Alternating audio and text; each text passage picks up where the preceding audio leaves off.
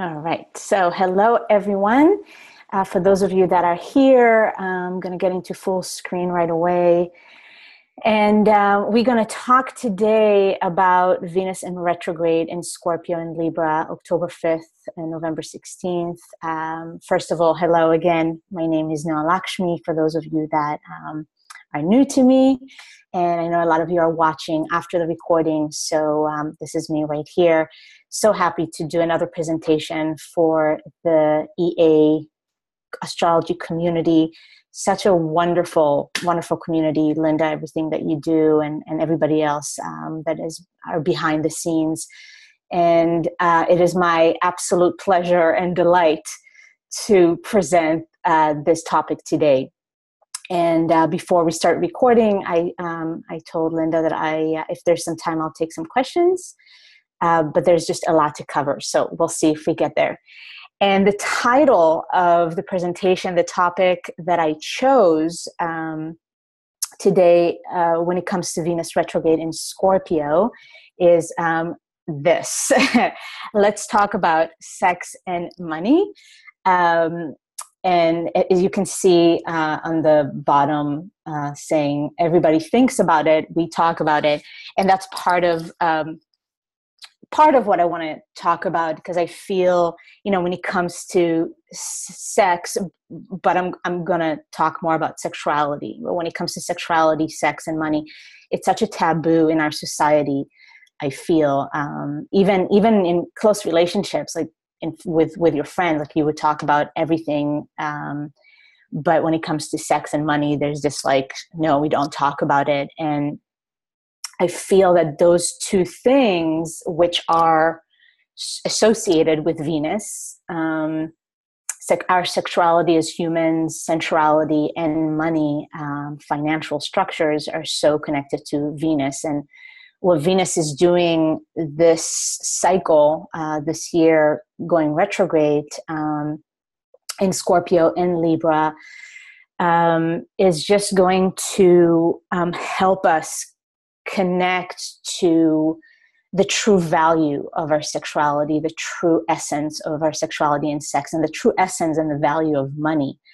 And it's a vast, huge topic, and I have so much to share about it when it comes to sexuality and how it's connected to money, and the distortion that we've experienced for so many generations around both sexuality and money. And it's not a coincidence, because there's immense power in our sexual energy, and immense power when it comes to our finances, whether we have money or not, and what we choose to do with money. And the way I see it, what I believe is that, both sexuality and money are just energies, right? We have our sexual energy, and money is a form of energy in a physical form.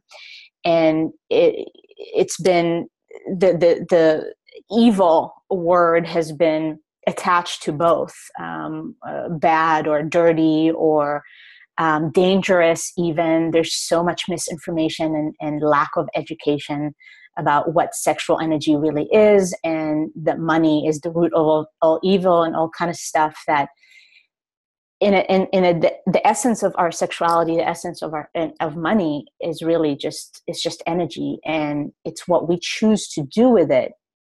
And as humans, I always say that one of the greatest powers that we've been given as human beings with conscious awareness is the power of choice. So it's not so much that our sexual energy is something that is dangerous or money is something bad, but it's what we choose to do and how we choose to go about our sexuality, sex, and money.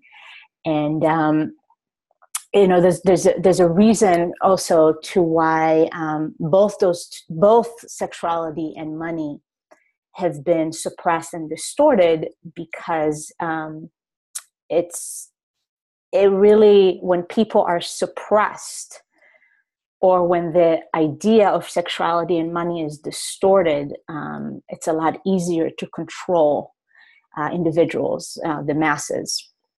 And that's part of what I'm really wanting to convey here today with this Venus retrograde cycle, and just what we're seeing in general, because Venus in retrograde, her cycle is a cycle within so many other cycles. And I'm going to talk about the retrograde, and I'm going to talk about the Venus, the star, right? Well, the 5-point star, and the cycle of the evening and the morning star, and what's happening there. And then the fact that this is the first time in our lifetime, and probably for most of us, who knows, it's the only time in our lifetime that, it's the first time in our lifetime that we see Venus going in retrograde when Uranus is in Taurus. And we're looking at the next 7 years, Taurus being ruled by Venus. We're looking at the next 7 years of really reinventing our value system, and reinventing our sexuality, the money, our relationship to money systems, commerce, currencies.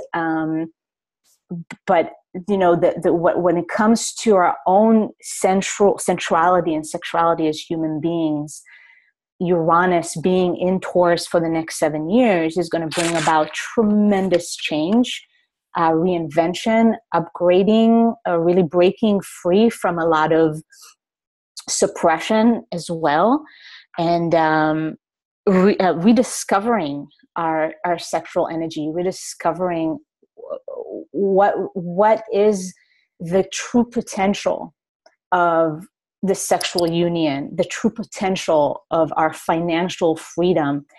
And there's an interesting distortion that I see both with sexuality and money in the mainstream, so to speak, and in the spiritual community. So when we look at the mainstream and religion, and how much distortion there's there when it comes to suppressing sexual energy and making money bad. But then it's interesting that in the spiritual communities, maybe it's not conveyed in the same way as religion conveys it, but there's a distortion around sexuality and money just as much, just in a different costume.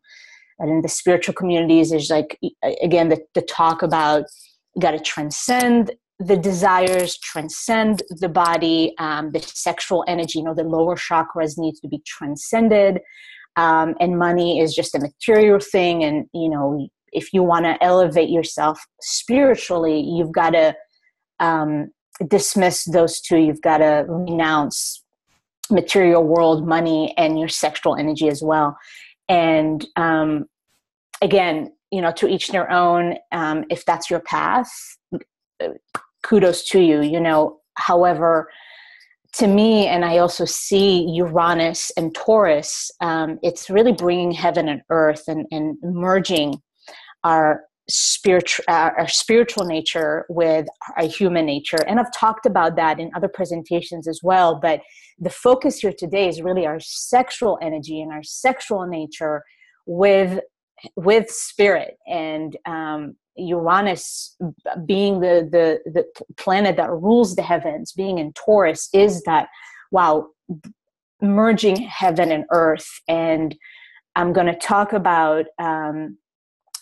more about our sexual energy and how the true potential of our sexual energy is really to elevate ourselves spiritually. And it's a path. It's a path, and the distortion that we see in sexuality and sex is definitely, that's the distorted image of sexuality and sex is not necessarily the path to spiritual enlightenment. But when we get in touch with our true sexual nature, with our true sexual energy, with what the sexual union is all about, then we actually get in touch with the true potential of that.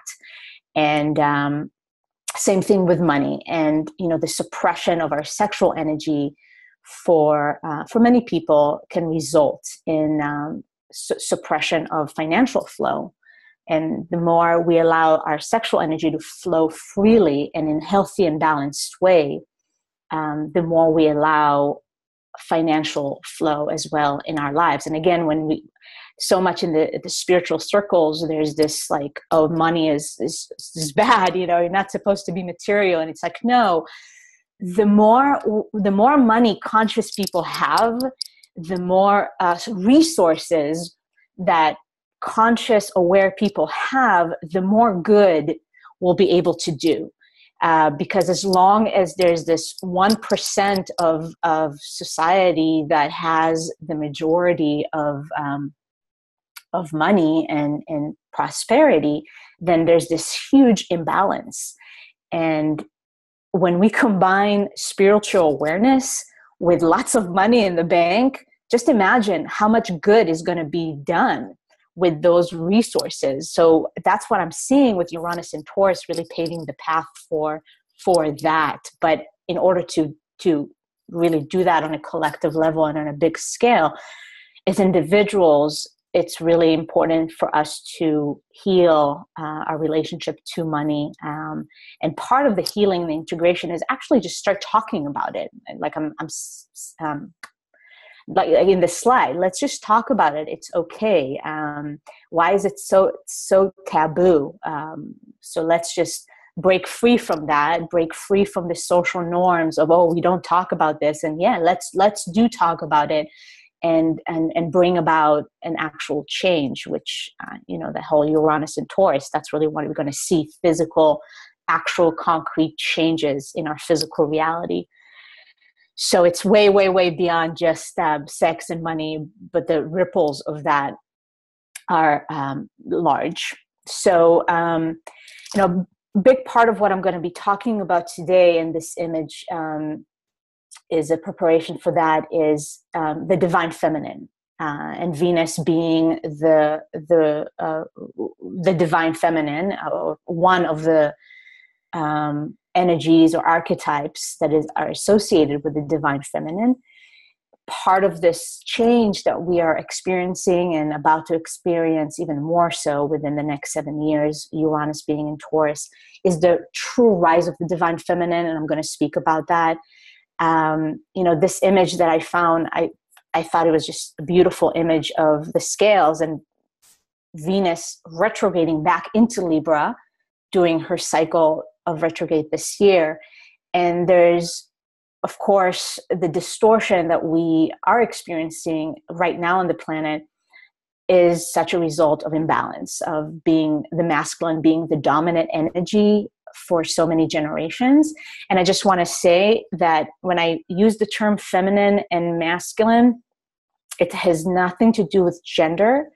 We all have feminine and masculine. This is just the principles of creation. There's the feminine principle, there's the masculine principle, and it has nothing to do with gender. However, within that conversation, there's something to be said about being in a woman's body, and whatever your incarnation is, being in a woman's body or a man's body. For us women, naturally, the feminine energy is more dominant, and for men, the masculine energy is more dominant. And it's not about good or bad whatsoever. It's the fact that we need to come into balance. And the fact that we've experienced such a extreme imbalance for so many generations, we kind of need to swing all the way to the other side and then find the balance. And I feel that this Venus retrograde period is a big catalyst, is a big trigger for opening the possibility for more balance, and balance of the masculine and the feminine individually for each and every one of us on the planet, and also finding the balance between what is a healthy feminine, what is healthy masculine. So there's a lot of balancing happening, and within the gender game, so to speak, really the true balance between men and women, and stepping away from the separation and coming together. And in order to do that, we've got to find the balance within ourselves, first of all. So I'll be speaking a lot about the divine feminine today, and the true rise of the divine feminine, like I said. And what I mean by that, the true rise, because we've been hearing a lot about the rise of the feminine for the last decade or so.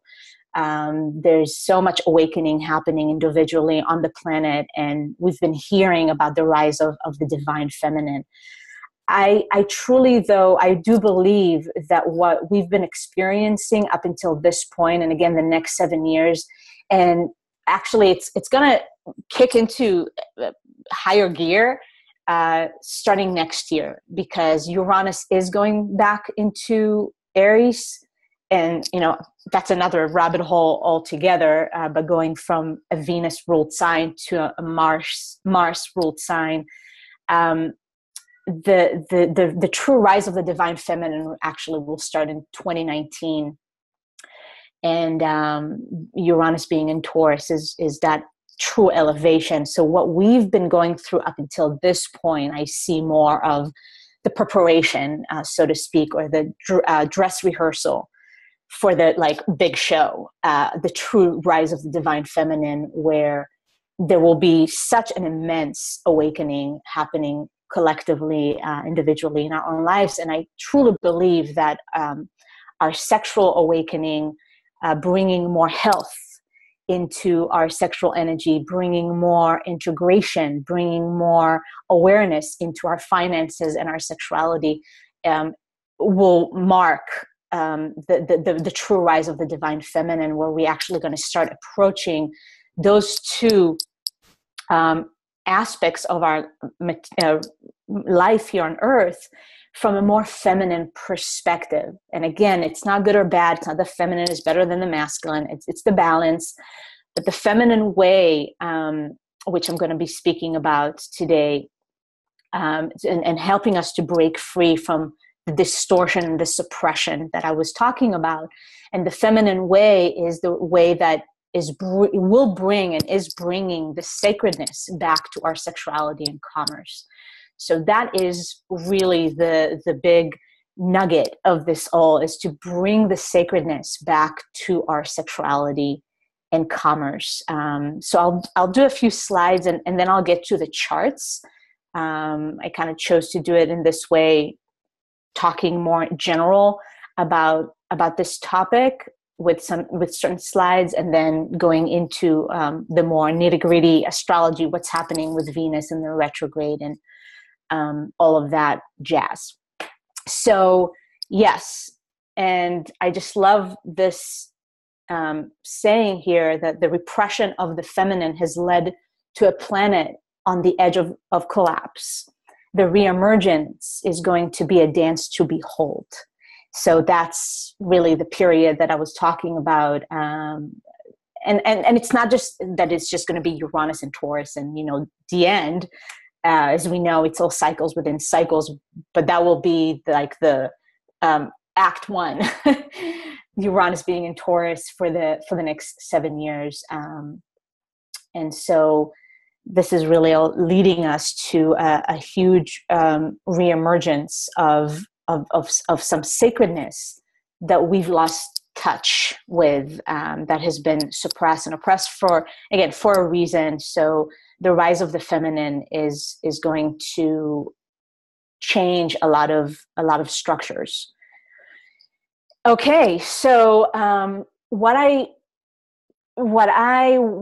want to focus on, when it comes to the rise of the feminine and bringing the sacredness back into sexuality, back into money, seeing the connection. And remember, it's all about our own individual journey. It's not just, okay, what do we do on a collective level, which there's room for a lot of improvements for sure. But these are good ways to really start exploring within yourself, both men and women, and connecting to that sacredness, to that sacred essence of the things that we've been given and the connection. And we are all on different points on our path, obviously. But things like the true potential of the orgasm, and that's another thing that is so taboo to talk about. And I mean, it's different in certain circles, but in general, right? And especially when it comes to the mainstream or the masses, orgasm is such a word that we don't say here.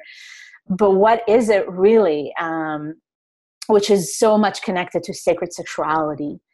and that it's more than just physical pleasure. Yes, there is that aspect as well, which is a good, very good thing for an individual to explore and to really release all the shame and the guilt that is wrapped around our pleasure and orgasm and sacred and sexuality. And again, bringing the sacredness back to it, and ascending or rising above just the physical pleasure. Like, that's one aspect.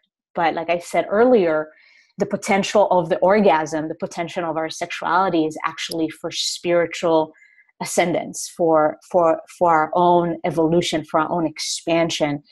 And when there's a disconnect, when we just disconnect the lower chakras and just focus on just going up, we lose touch with a lot of our true power, actually.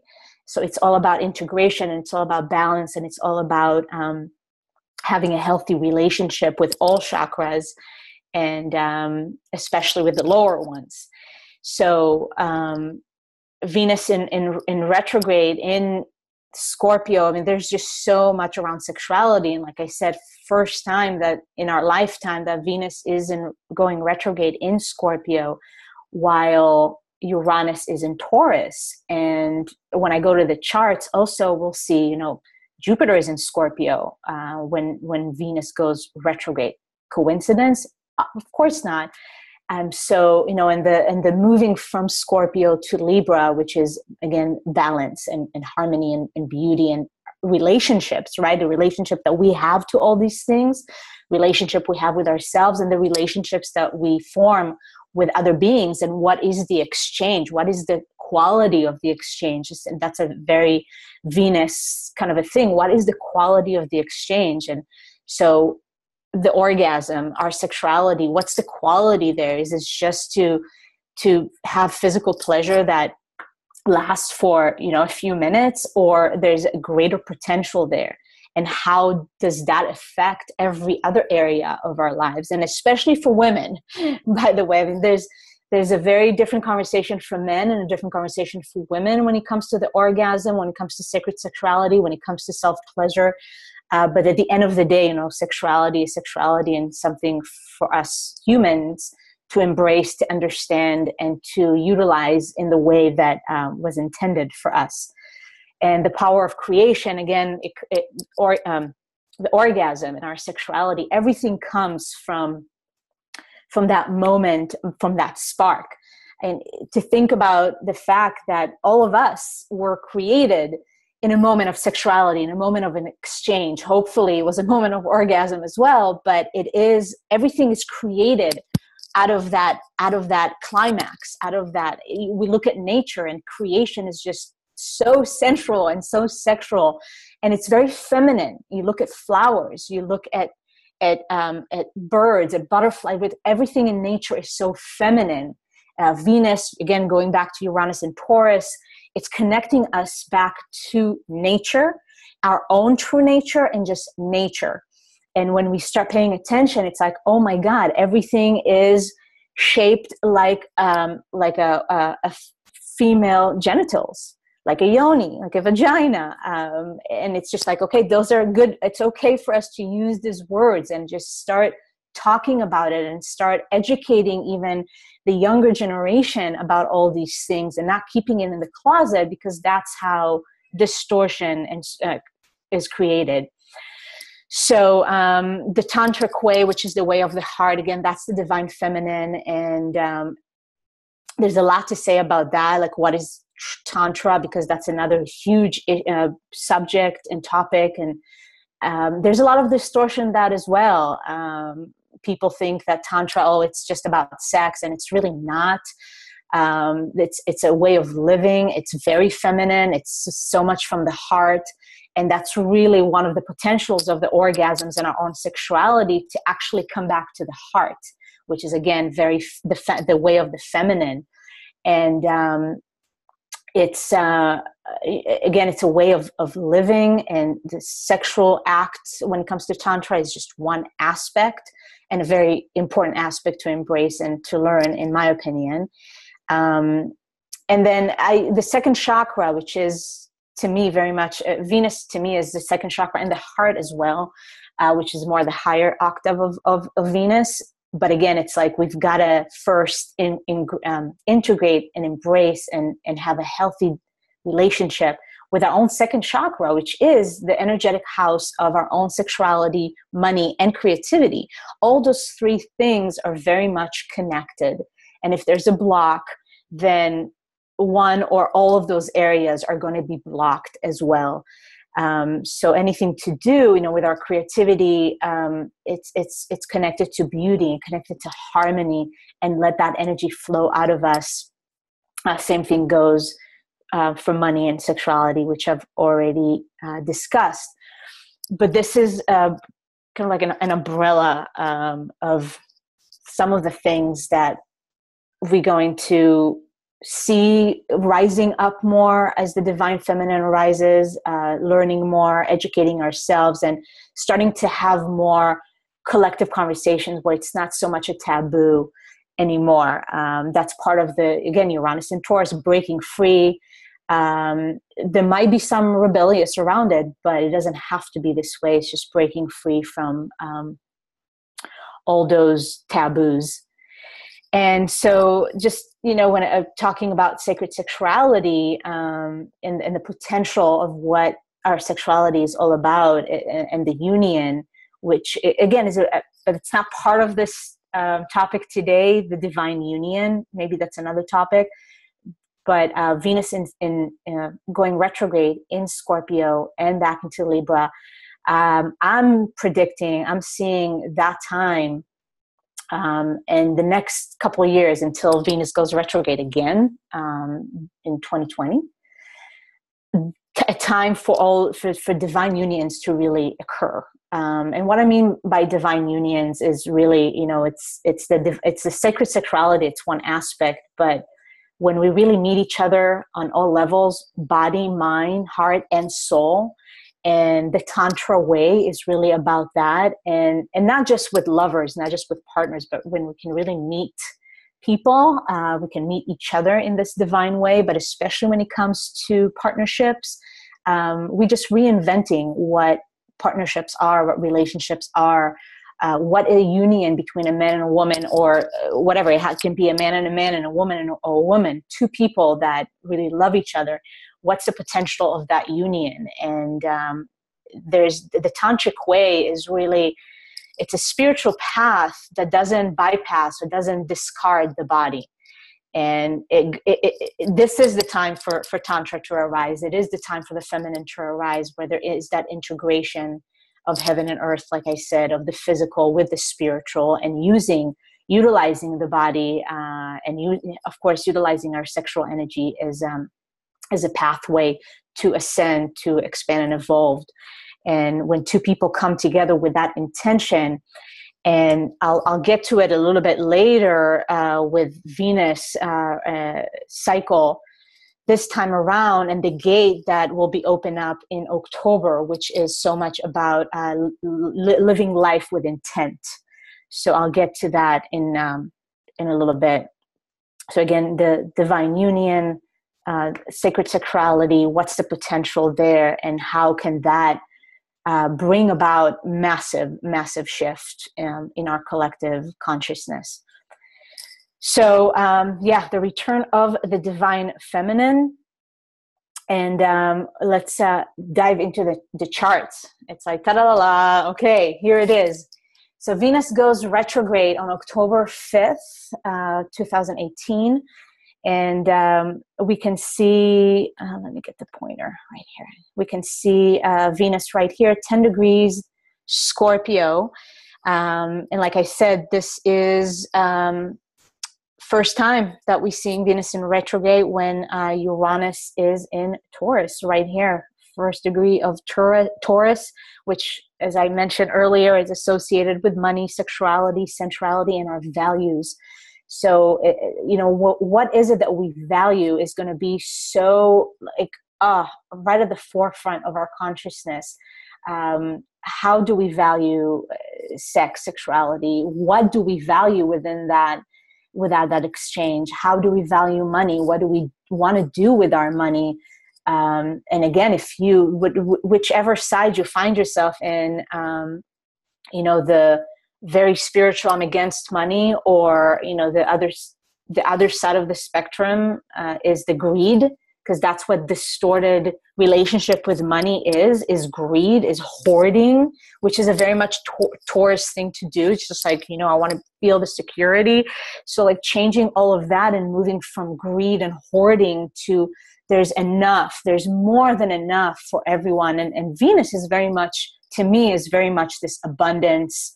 There's enough to go around. So it's changing perspective and perceptions, and then, of course, values change as a result. There's just more than enough to go around. It's just what we choose to do with our resources. So this is the chart for when Venus goes retrograde. And, like I said at the beginning, and not coincidence that Jupiter is in Scorpio at that time. What I wanted to show here as well, which is very interesting, is that the Sun conjunct Ceres, the asteroid Ceres in Libra. Ceres to me is very much like the mother. I see Ceres, or I associate Ceres with Cancer very much so.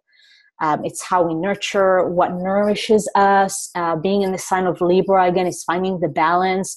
There's a lot of feminine going on in this chart. There's a lot of that sexual primal energy happening, and the fact that Mars also conjunct Black Moon Lilith. So we have another feminine energy all happening in the sign of Aquarius, breaking free, doing things differently, reinventing so much so.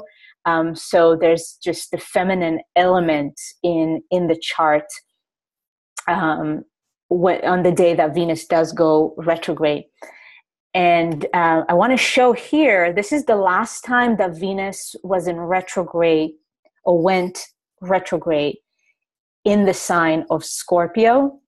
And this chart also shows, let me see, okay. Yeah, I think I'm going to go back to this chart a little bit later as well, but I just wanted to show here, this is the last time Venus was in retrograde in Scorpio. So that was in 2010.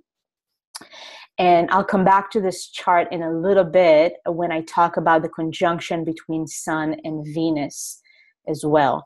So that was 2010. And I just want to show here also a couple of very interesting things. First of all, this time around when Venus went retrograde, she was a morning star. So that was 2010. And when I go back to the conjunction of Venus and Sun this time around, Venus is actually in the underworld. But this time around, 2010, 8 years ago, Venus was a morning star in the sign of Scorpio, going retrograde. And just interesting what was happening down here. Jupiter was in Pisces in that time. Uranus was in Pisces at that time. There was a close conjunction between Jupiter and Uranus. 8 years later now, Uranus is in Taurus. And then 8 years ago, it was in Pisces. So again, the spiritual awakening that was taking place on the planet. Jupiter and Uranus in the sign of Pisces conjuncting. Chiron was in Aquarius at that time. Neptune was in Aquarius. And so we're looking at just those elements playing this time around, similar but with some different flavor. But this was definitely such a catalyst for a spiritual awakening. And like I said at the beginning, we are entering the true rise of the feminine. Was kind of just laying the foundation. It has to, like a spiritual awakening or awakening of some sort needed to take place. And now we're seeing the deeper layer of that awakening, and the elements that can bring about more integration, which to me is that physical element and things that maybe we put to the side for a while. So that was 2010. Last time she went retrograde in Scorpio. And then I just wanted to show this chart. So October 8th, which is 3 days after Venus goes retrograde, we've got the new moon in Libra. I'm not going to talk too much about this new moon. I just wanted to show that only 3 days after in Libra, which is ruled by Venus, going right here. And conjuncting Ceres again in Libra, a very close conjunction. So that's the new moon occurring. And then I want to show this here right before I go into some more charts, is that, so we had the new moon October 8th. October 10th, I didn't pull a chart for that because it's not necessarily something astrologically that I can show in the chart. But this is what I was referring to earlier, life by intent. It's interesting that we have the date October 10th, 10/10, and Venus is 10 degree of Scorpio. That's where she goes retrograde. And so this is an ascension gate, life by intent, very much to do with everything I was speaking about when it comes to our money and our sexuality and how we choose to express our sexuality and sex. Is what's the intention? What's the intent behind it? And so this is just 2 days after the new moon in Libra. And I'm going to get to those charts as well, but I wanted to show in a more verbal way. And this has to do with tracking the movements of Venus in the sky while she's in the retrograde motion. What's happening in the sky, the relationship that Venus is going to have with the sun, and Venus being a morning star and an evening star. And of course, this presentation is not going to include that. That's a whole other topic, but you can find a lot of information about that. And the 5-point star and Venus's evening and morning star. However, energetically, it definitely has a lot of influence and significance with the retrograde motion and with everything that I'm presenting here. So between October 20th and November 1st, this is Venus mini underworld. So it's when she's transitioning between cycles, moving from the evening star to be the morning star. And so there's a period of time where she completely disappears for that period of about 2 weeks. And so at 6 degrees Scorpio, she's going to disappear from the evening star and going to go into the underworld. And then on October 26th, and I'm going to show that chart in just a little bit, that's when we're seeing the conjunction of Venus and the sun at 3 degrees Scorpio. That's the inferior. Venus is behind the sun at 3 degrees Scorpio. And then November 1st, that's the return of the divine feminine. And Venus will reappear as the morning star at 29 degrees Libra. And why is it so much of the return of the divine feminine? Well, Venus is going to appear in the morning sky in her own sign of Libra. Now, I didn't do the calculation, and I didn't find when was the last time that Venus had risen in the morning sky, starting a new cycle in her own sign. That's very significant. I'm sure somebody out there can check it out, but I know it's been a while. It's been a while since we've seen this. And again, while Uranus is in Taurus. So this is another reason why I'm seeing this is that this is when the true rise of the divine feminine is taking place. So remember those dates, and I'll show some of the charts. So this is the October 26th of the sun conjuncting Venus. And right over here, we're seeing in 3 degrees Scorpio. So as I mentioned earlier, and I'm going to go back to this chart here, this is the Venus retrograde back in 2010 that I showed earlier, where Venus was conjuncting the sun as a morning star. And this time around, it's 3 degrees Scorpio, inferior conjunction. Venus is conjuncting the sun in the underworld. So that is significant as well, because I see, when Venus is in the underworld, there's just, especially in Scorpio, it's all about the underworld, and it's all about really getting in touch with that primal essence of who we are, which our sexuality has a lot to do with that. It's about our desires, but again, how we choose to navigate through those desires, what we choose to do with those desires. Pluto, as the ruler of the underworld and Scorpio, is in Capricorn, right? Really reminding us integrity and responsibility. That's a huge thing. And of course, Saturn is still in Capricorn. So we've got this constant reminder of you've got to be responsible. You've got to be responsible with how you handle your sexual energy, educate yourself, know what it is, know the true potential, be responsible. Again, have life with intent. That's just in the feminine way that is nurturing and nourishing and has a lot of intention behind it.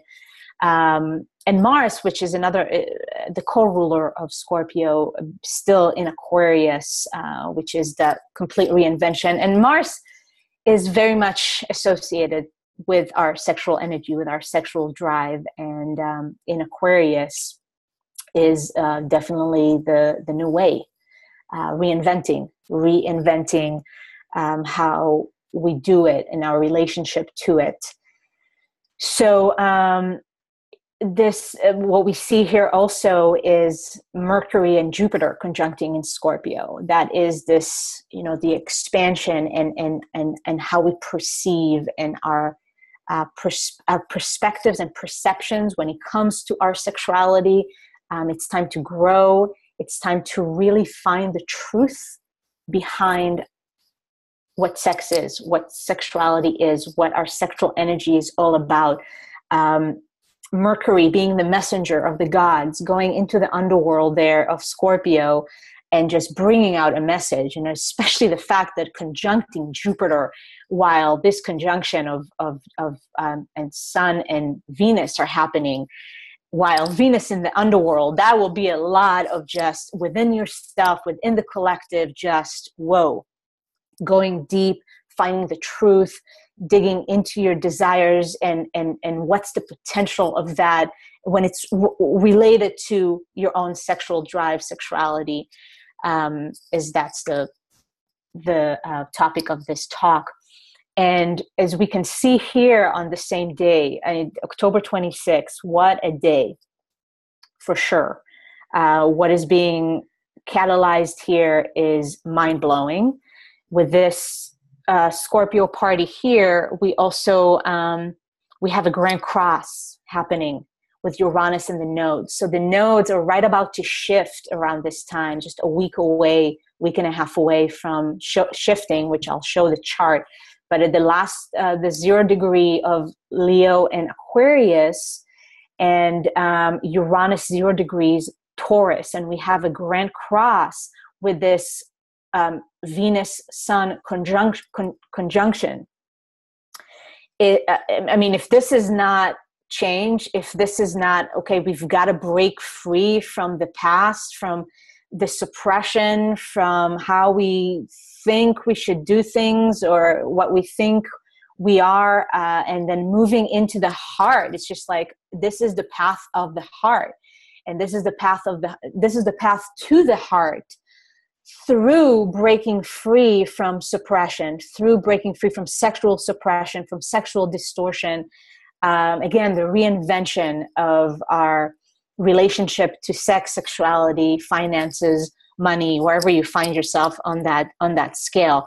But this day, when I pulled that chart, I was like, holy tamale. And the moon is in Taurus here, ruled by Venus.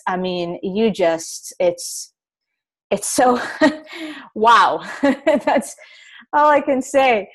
But let's keep moving because,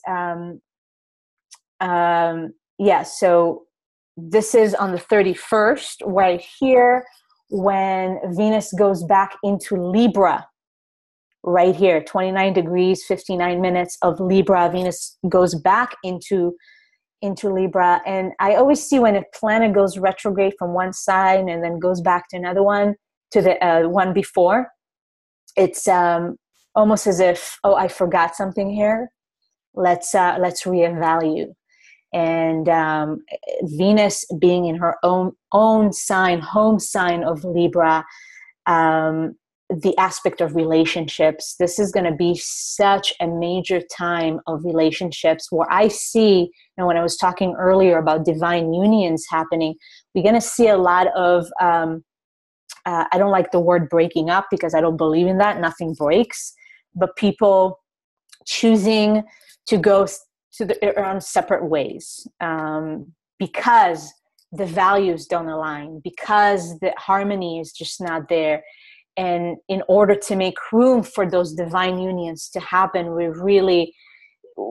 got to be with integrity with ourselves and what we choose, again, how we choose to interact with others. And it's important to find those that we can connect on all levels in that way, physically, emotionally, spiritually, mentally, having the body, mind, heart, soul connections. So Venus going back to Libra is going to bring about a lot of changes and looking at our values when it comes to relationships, current relationships, new relationships. And of course, there's always the element of the relationship with oneself, which brings that relationship with oneself, also brings in the relationship to one's own sexuality. The balance there, is there harmony? Is it flowing? What is blocked? What needs to be paid attention to? And all that jazz. So that's just, wow, I can talk about that for hours. So, and we can see what's happening here on that day when Venus goes back to Libra is that Uranus, I mean, we had the Grand Cross that I showed on the 26th. Uranus here is, and there's still a loose square because it's only a few degrees, but it's a fixed T-square that we have with the nodes and Uranus being the step here in Taurus. It's like, hello, it's like, we've got to do things differently.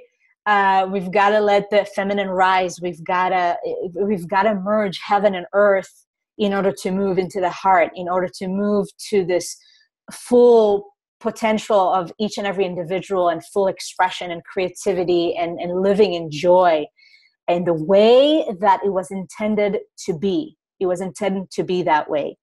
So that's going on here on the 31st. And then the first, if you remember, so before I go here, the first, which a day after Venus goes retrograde, if you remember from the slide that I showed the certain dates, is on November 1st is when Venus reappears as a morning star and begins a new cycle. And like I said, in Libra, 29-degree Libra, November 1st, the first of the month, like that's a Gregorian calendar, but still it's an interesting, combination of numbers and energetically what's happening.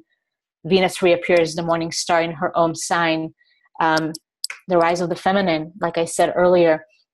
And so now we move into November 6th, and that's just like so loaded on the 6th and on the 7th. And I'm going to go pretty quickly on those charts. I don't want to spend too much time, but it's important to show this because it's all part of the play that is happening, and with Venus being in retrograde during that time. So the nodal shift happens on that day, November 6th. Look at the time. It's Pacific time, but if you remember the Ascension Gate, October 10th, that I was showing earlier, it's 10:10. That's when we have the nodal shift happening, South Node going into Capricorn, North Node going into Cancer. I want to say this is very interesting. When I showed the chart earlier, with the last time that Venus went retrograde in Scorpio, which was back in 2010, the nodes were completely the opposite. We had the South Node in Cancer and the North Node in Capricorn. 8 years later, Venus is in retrograde in her own sign, and the nodes have switched. the North Node going into Cancer. So again, that's another very feminine element, embracing our feminine nature. A lot of water in this chart. The moon is in Scorpio that day. Uranus is still in Taurus. And this is only this is only one day before the new moon that is going to happen in Scorpio. So, not only the one day before we have the new moon in Scorpio, but it's a day also before Uranus goes back to Aries as well. So, this is still November 6th. So the Nodal Shift happens on the 6th, and Uranus a few hours later goes into Aries. So another very big day, and this is just one day before the new moon in Scorpio. Venus is retrograding in Libra, being a morning star at this point. And then we have the new moon at 15 degrees of Scorpio happening right here on the 7th. And the 6th of November and the 7th are just so incredible, and the 8th as well. So new moon in Scorpio. Look over here. When I showed her earlier that the sun conjuncting Ceres, I believe it was the day that Venus goes retrograde. Here, Venus conjuncting Ceres in Libra. So again, it's the relationships that really nourishes us, the connection that really nourishes us and nurtures us. And sexuality has a lot to do with it. What kind of sexual exchange really nourishes you, not just on a physical, not just body level, but mind, heart, and soul. So again, that tantric way that I was talking about, having a new moon in Scorpio, really looking at our sexuality, the Kundalini energy, what's the potential there. So that's the new moon in Scorpio, which we can see over here as well, that Jupiter is trining, a water trine between the North Node. Jupiter is a day away from moving into Sagittarius here, ladies and gentlemen, trining the North Node in Cancer. Again, water, feminine. There's just, that's the path. That's the path, and there's just the truth, the deeper truth of what is the path of the heart, what is the path of the feminine, what is the path of Tantra, and how can we go there together. So I don't have the chart here, but the following day on the 8th is when Jupiter goes into Sagittarius, and over here on the 7th, as Jupiter trines the North Node, we have Uranus. This is a cardinal. It was a fixed T-square before, but now there's a cardinal T-square with Uranus, with the nodes again. So Uranus keeps showing up. It's ascension. It's doing things differently. It's awakening, sexual awakening, being in Aries and then Taurus. It's just, we just cannot even ignore the fact that it brings us back into our human nature in the physical form, and how can that really help us move in the direction of a higher road, a path of illumination and ascension. And then Venus goes direct on the 16th, 25 degrees of Libra. And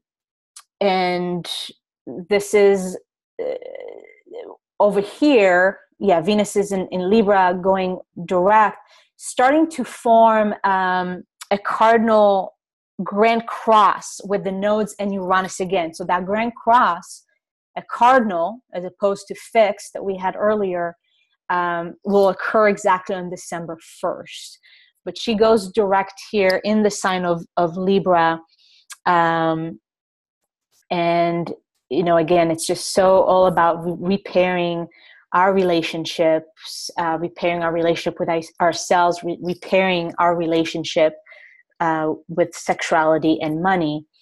And then on December 1st, like I said, this is where we have the cardinal cross between the nodes, Uranus and Venus, and the opposition of Venus and Uranus.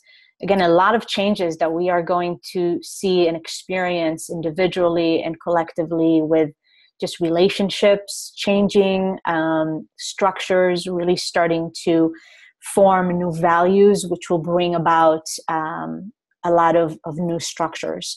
What we're going to see more 2020 into 2024 with the whole Capricorn conjunction of Jupiter, Pluto, and Saturn. And just finishing with this image here, the rising of the divine feminine, and let us remember that everything all of creation really comes from the feminine. And it's important for us to come back to that truth. It's a fundamental truth. And the more we, each of us, connect with the feminine, no matter what your gender is, the more we're going to see it on the collective level. And our reconnection to the feminine, and then approaching our sexuality, approaching sex, approaching finances and money from a more feminine way, will bring us to a new creation, a new earth, new civilization, new humanity. So that's all I have for you folks. We did it, and I think I have a few minutes for questions. Yes, we have a few minutes. Anyone like to ask Noah a question? Go ahead.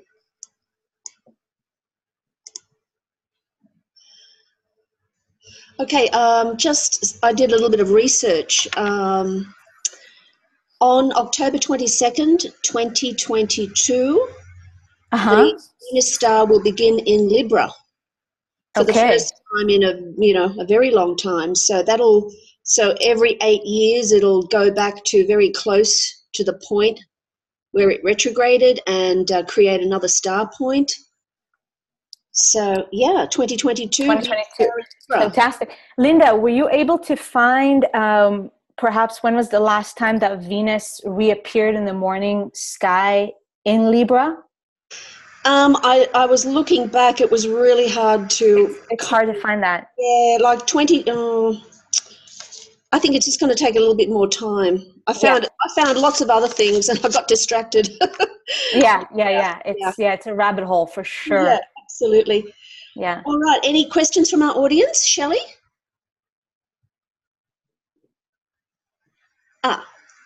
Did you have a question? Oh, we can't hear her. Yeah, I see somebody speaking, but yeah, we can't hear you, Shelley. We can't hear you. Is she unmuted? Perhaps you could type it into the chat. No, she is unmuted, but we're not getting any sound. Sorry about that. All right, anyone else with a question?